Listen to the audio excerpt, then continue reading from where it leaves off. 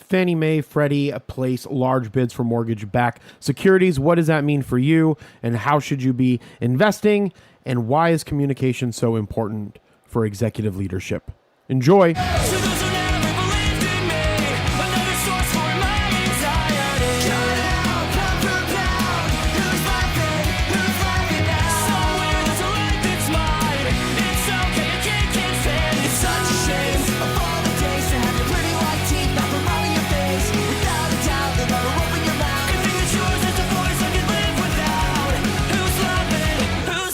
Welcome to the Age of Jeremy. My name is Jeremy Quintanilla. I will be your host as always. This is a podcast about my business adventures and side quests. I'm recording this on Sunday, March 22nd at 9:20 a.m. So if the news has changed that I talk about, then it's changed and you should go get a subscription for Bloomberg, New York Times, the Wall Street Journal, Market Watch, Barron's. Read as much news as you possibly can. A lot of people think that I'm really intelligent, and I guess that I am in some capacity, but more so I'm intelligent because I read a lot of the news, and I try to spend somewhere between 30 minutes to an hour reading every single day. Sometimes I have to work a lot and I get tired and I don't. Sometimes I work a lot and I'm not as tired as I think that I should be, and I get to read. So again, make sure that you're reading the news is all that I have to say in regards to that. If you don't know, I own a few businesses, a couple of them being 3T Warrior Academy, Merlin, the smartest way to track your crypto in Age of Radio. So let's talk about some benefits for each of those real quick before we get started. 3T Warrior Academy has launched a brand new podcast, the New Wealth Transfer Podcast. Go head on over to the 3T Warrior Academy channel and check that out. It's a podcast with Coach JV, myself, Jackie, our coaches, Jalissa, Johnny, Mario, Jackie, and Gonzo. And then we also have our COO, May, who's also one of the coaches as well, or one of the individuals that we have lead all of this. So May's on there. That's CJV's partner. Come and watch it because we're really focusing on creating, finances, not only for the divine masculine, but also for the divine feminine. And that is something that you're going to hear us talk a lot more about in the 3T Warrior Academy. So check out that new podcast. The first live, I think, had 2,200 people on it. It airs on Friday at 12:15 p.m. And I just saw it the other day and it had like 5,000 other views. So again, it's getting some traction. So please make sure that you check it out, and it will eventually be available for you to get wherever you get your podcast and also to watch on Spotify. As far as Merlin goes, Merlin has a new exit strategy builder tool inside of it where we actually can help you build your exit strategy tool with 2 specific clicks. You click a high, you click a low, Merlin gives you your exit targets, and then you set up your exit strategy. No more learning how to do charting, no more learning how to do Fibonacci sequences. Simple, easy, plan for the future, take your profits, build wealth. Utilize it as part of our 3T Warrior Academy Capital DR system. And again, if you don't know everything that I'm talking about, check out the 3T Warrior Academy YouTube. Check out Coach JV's YouTube page, which is 3T Warrior Academy, and his Instagram as well, because he talks about this all the time. But again, you can exit like a pro utilizing Merlin, the smartest way to track your crypto. Also, Age of Radio has some new podcasts on it, MMS Inspirational. We have the Stress Test. We have the Come Up Method podcast. We have Build the Trust. Some of these are inspirational. Some of these are about health and wellness. So again, head on over to ageofradio.com and check out all of the amazing podcasts that we have. And if you have a podcast, come and check us out as well, because we are the podcast network for everyone, and we want to make sure that we help creators grow. We help them cover their distribution, we help them grow their shows, and we help possibly monetize their shows as well. So check us out at ageofradio.com. Fannie Mae and Freddie Mac have begun placing sizable orders to purchase mortgage-backed securities amid a surge in volatility. The government-controlled entities are moving to capitalize on a sharp sell-off while expanding their portfolios of bonds and loans. Their increased buying could help cushion a recent spike in spreads that have lifted mortgage rates to a 3-month high. So what does that actually mean? And more importantly, what does that actually mean for you specifically? Essentially, what this means is Fannie Mae and Freddie Mac, which have been owned by the government, I think, since 2008, they're buying a lot of mortgage debt from the market. Mortgage-backed securities equal bundles of home loans. So when Fannie and Freddie buy more of them, banks get cash back. That cash can be used to issue more mortgages, which directly affects the housing plus the interest rates plus liquidity inside of that marketplace. It pushes mortgage rates down or stabilizes them. So when the demand for these MBS increases, prices of mortgage-backed securities essentially are going to go up. Yields should go down. Mortgage rates tend to fall and or stabilize, which this means more people can afford homes, refinancing activities increases, and housing demand strengthens. So essentially what they're trying to do is kind of kickstart or push up the housing market. And this is huge if you have real estate goals, which I do. As you know, I'm working on trying to get to 55 million in real estate by the time I'm 55, and I'm 42 years right now, 42 years old right now. So essentially, when you're buying more mortgage-backed securities, there's more lending capacity for the banks. Again, easier mortgage approvals and more home purchases. So again, we're trying to create this marketplace to improve in the mortgages or in home buying, I guess. Home prices may rise fast or they may stay supported. Inventories move faster and developers gain a little bit more confidence, which again kind of kickstarts this situation, which again, if we go into a recession, people are going to be fearful of this. So I think that the government is trying to push off the effects of what's going to happen with maybe the war. I don't know if this war is going to push us into a long-term recession. But again, if you listen to the 3T Warrior Academy new wealth transfer podcast on the 3T Warrior Academy channel, you would have heard that we do feel that there's going to be a recession possibly coming on the back end of this year going into 2027. So again, the mortgage-backed security, it injects liquidity into the financial system.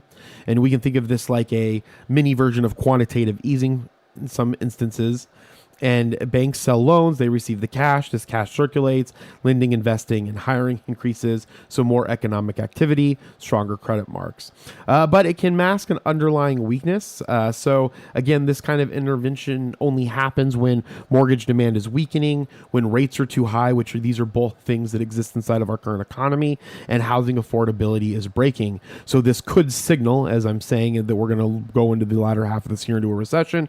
And the next year into recession, this could signal the housing market needs the support, and it also means that private investors aren't buying enough mortgage-backed securities.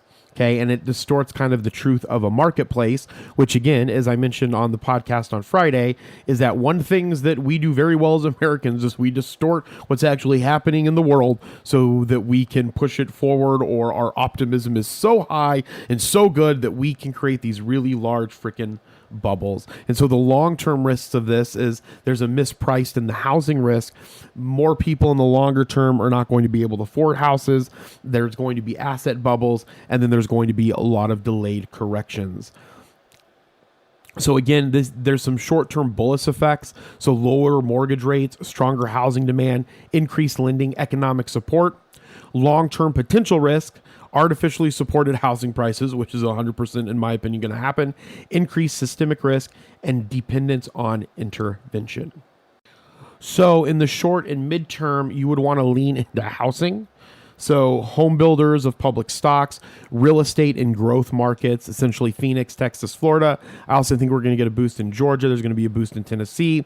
Rental properties, especially single family, because lower rates are going to equal more buyers. More buyers are going to create price support, and liquidity is going to create easier exits. You're going to want to watch the mortgage rate timing if you're going to want to play this. Don't just buy blindly. Time the rate movement. So when mortgage-backed security buying ramps up, rates usually lag slightly before dropping. And this is an opportunity. So lock deals before the rates fully adjust. Refinance later when rates compress. And you can consider fixed income or mortgage-backed securities exposure. That's probably how I would play this, apart from purchasing my own real estate. If you're diversifying, mortgage-backed security heavy ETFs like ETFs such as AGG or MBB. You could also do bond funds that benefit from falling yields because rising mortgage-backed security demand equals price appreciation. Lower yields equal higher capital gains.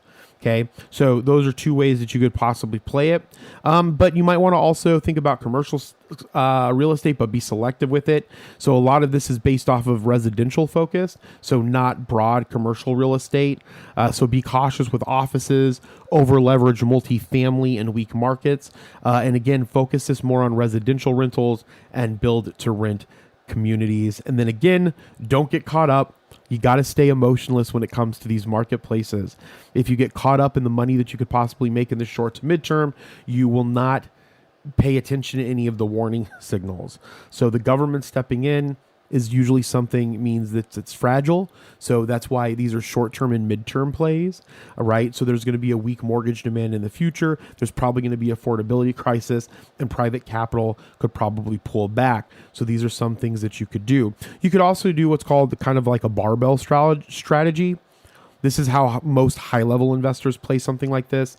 They have an offense piece, and then they have the other side of the dumbbell or the barbell that's defense. So you would buy real estate, buy housing-related equities, capture upside from liquidity, and then side B, keep cash reserves, avoid over-leveraging, and stress test deals specifically on higher rates, and then pay attention to how the movements are happening in the mortgage-backed securities. Okay. If you have any questions on any of this, there's a few things that you can do. You can hit me up at jeremy.quintini@ageofradio.com. You can also reach out to me on Instagram. You can tweet me. You can also join my broadcast channel on the Age of Jeremy Instagram, where I also give insights and updates that aren't a part to the regular community. And then if you really want exposure, join the 3T Warrior Academy. Head on over to 3twarrioracademy.com. Again, this podcast is all about me, essentially, and what's going on with my businesses. And more importantly, like, what are the things that I'm learning as I continue to grow? If you don't know, I'm now a multi-millionaire entrepreneur, mainly from 3T Warrior Academy and Freedom Insurance. And then I've been putting a lot of money into my other businesses to get them to grow. And I'm really focusing on that this year. Making, and again, in this period of time, it's putting in capital to then buy or I guess get labor, invest in the things that I need to invest in those businesses to start them making money, essentially. And one of the things that continuously comes up is my lack of communication, or my, not lack of communication, but the fact that I need to communicate differently and improve the way in which I communicate. The way in which I look at business is that it's always my fault, or always the person, like it's yes, there are things that other executives do. There's things that other people do. But when I say that it's always my fault, it means that there's only certain things that I have in my power to control.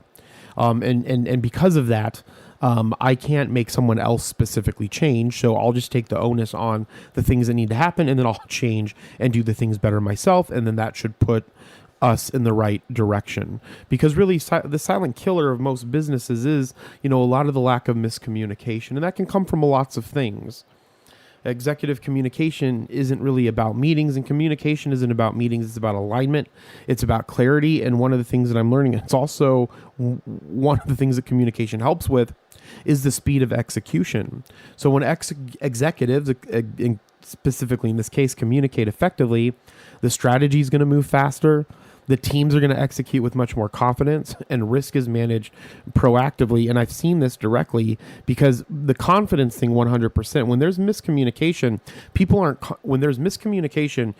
are not proactive in the way in which they're moving forward because they're not sure that they're doing the right things.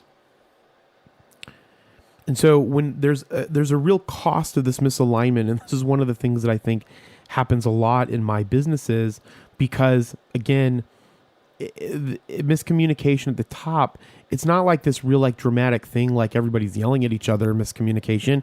It's more about things not launching properly, operations scrambling when leadership changes direction. For example, I just had a situation with one of our businesses where I thought we were on the same page for something. We were moving forward with it. I was doing everything that I needed to do with that. Then there was some other information that came in that leadership along with myself, made the decision based off of some other input. Leaders changed the direction of what we were going to do, which completely changed everything that I had just done, and we needed to change all the operations of what we were doing and then rebuild other things. And these are the biggest problems with that miscommunication. And one of the reasons why, at least from my businesses, the miscommunication happens is because there's not a lot of time sitting down and talking thoroughly about what the strategy is and what the steps are with that strategy and then moving forward with that. So when there is misunderstanding along something or misalignment with something, then people are going and doing certain tasks, building certain things.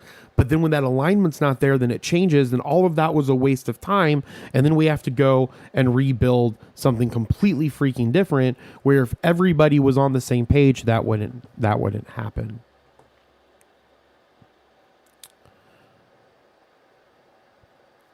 The other thing that happens is that even smart, experienced leaders fall into the trap of why it happens. Information hoarding. I don't really see this one in my business. Leaders think that holding information equals control. The thing that I want to touch base on that is that I tend to hoard information because I get bogged, like my nervous system gets bogged down by having tons of communications with people. And sometimes I kind of want to be left alone. So I would rather not have the long conversation because I just don't want to deal with it rather than having that conversation and then getting it out of the way. So it's not necessarily like someone holding information to have the control. It's more of holding the information, and that still causes the problem with having blind spots of things that are specifically happening because that communication isn't fully there.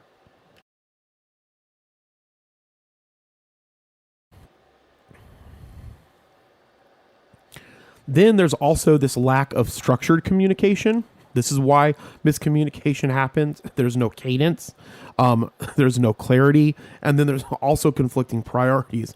That's the pitfall that I find that I fall into and my businesses fall into, is there's all these conflicting priorities, so there's no clarity on the things that we should be doing. You know, some of the greatest, the greatest, I guess I don't want to say the greatest people, because just because they're billionaires doesn't mean they're great people. But some of the billionaires that have created some of the largest companies, one of the things that I've noticed from them is they have like minimal things that they're focusing on. So their priorities are really, really minimal, because when you expand those priorities start conflicting, and then that causes this misalignment and causes the miscommunication. And then there's fast decisions. A lot of the times there's not a lot of thought, or a lot of drawing out when making decisions. It's like, okay, this is how I feel in my gut right now. I'm going to move with this decision. Now, I know in certain things with human design, depending on an individual, they want to feel it and hear it in their gut. But there's studies that have been done by public research universities where sometimes the gut feeling isn't always the best feeling of the outcome, because that's an emotional based reaction to a situation. So a lot of the times when we look at the data, the gut response to something that's happening is traditionally not the best one. The best response is the one that takes a little bit of time to that's thought out, to draw out, and then when you move forward with it, it's a lot better. So when you have like a gut feeling, don't go, okay, this is my gut feeling, I'm going to move forward with it. Okay, this is my gut feeling, let me think about this, let me logically put these steps down, let me put this in through some kind of process of where I can decide if this is the right move forward, and then we move forward in that direction based off of utilizing, the logic, for the lack of a better word, the logic that we set aside to figure out if this is how we should move forward, and then we move forward. And so when we're thinking about high-performing companies, they treat communication like infrastructure. When we think about what great, effective teams do differently, they establish decision frameworks. Okay, and this is something that I'm really trying to do and really focus on, because I'm starting to realize that this communication piece, to slow down, to make sure that everything is moving forward the way that we want it to, that's what we should be doing. And so high-performing companies treat communication essentially like infrastructure, and they have a framework. So who owns what decisions? who must be consulted. That's one of the biggest ones that I hate doing, because I hate consulting more people, because then it brings more people into the decision-making process, and then it slows the decision-making process down. And sometimes, because, we still are a growing company, like we're getting into, I don't want to say we're getting into mid-market yet, but we're getting in above small business in some of our companies. And so when that happens, if we don't have all the resources in place, or the human resources in place, then unfortunately that ends up falling on, say, myself or other people that have a lot of stuff going on. And that's one of the things that I blame myself for not consulting in people and spending the time to understand what their viewpoint is and what their thought process is, which then makes it difficult for us to move forward and communicate effectively, or to run the business effectively. So who owns what decisions, who must be consulted, and what's the timeline?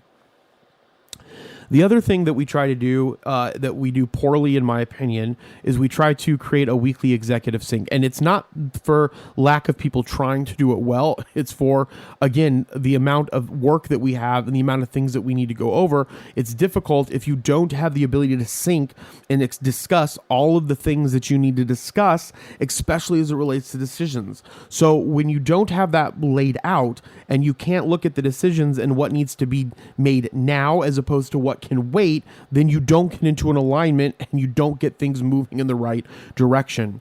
And also, the things that you want to look at that executive sync meeting is what risks are emerging, where alignment is breaking, and without having a clear idea of what should be happening and what that agenda should be in that meeting, a lot of those meetings can get off topic, and that's sometimes what I feel happens in my meetings. So one of the things that I'm going to try to do is trying to take a hold of that, because again, like I said before, I can lead and I can guide, and sometimes leading and guiding maintains having to put in more effort into certain things to show what something should look like to other people, so that then they can take it on and we can improve in this specific instance or area.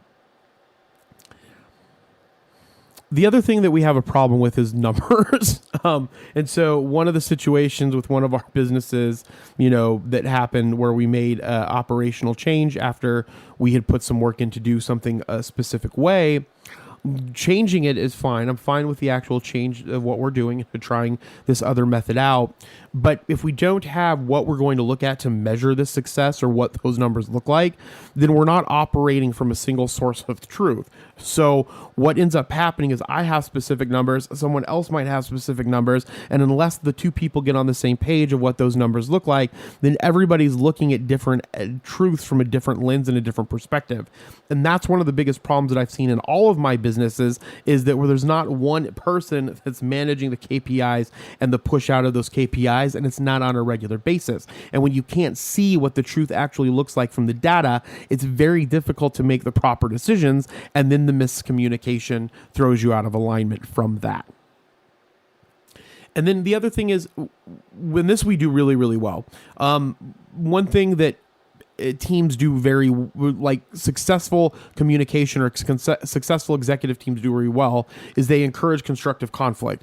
And so I think that we have gotten much better at this over the years, for the mere fact that when there's a situation, when there's a problem, when there's a disagreement, we just work on refining how we talk about that disagreement, how we talk to the individuals, and how we move ourselves forward. So I think for us, that has created we have improved on that dramatically in our business units, and that has allowed us to move forward, and that I think we do really, really well.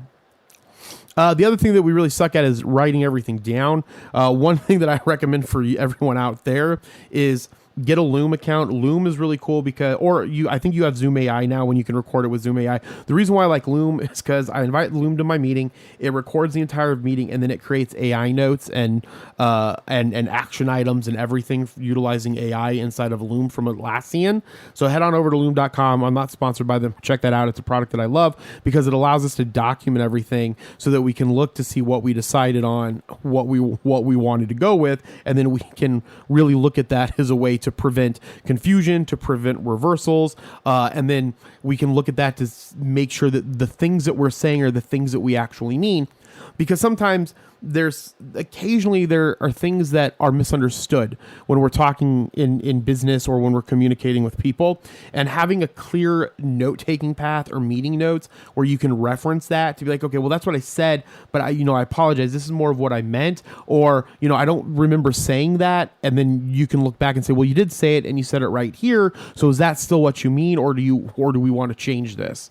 Again, effective communication takes freaking time, and to do it really well, there's communication degrees, and everybody thinks that a lot of people think that, they became a business communications major, but communication is actually a really important topic that deserves study and critiquing to be better at, so that we can live successful lives, whether it's in our relationships with work or our relationships out in the real world.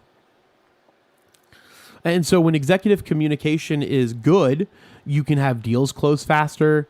Teams trust the leadership more. That's one of the things that I find is when we're all over the place, the team doesn't, I feel that the team doesn't look up to as much or trust us as much, because they're like, what the fuck are these people doing? And then also too, when you have that effective communication, the innovation actually happens.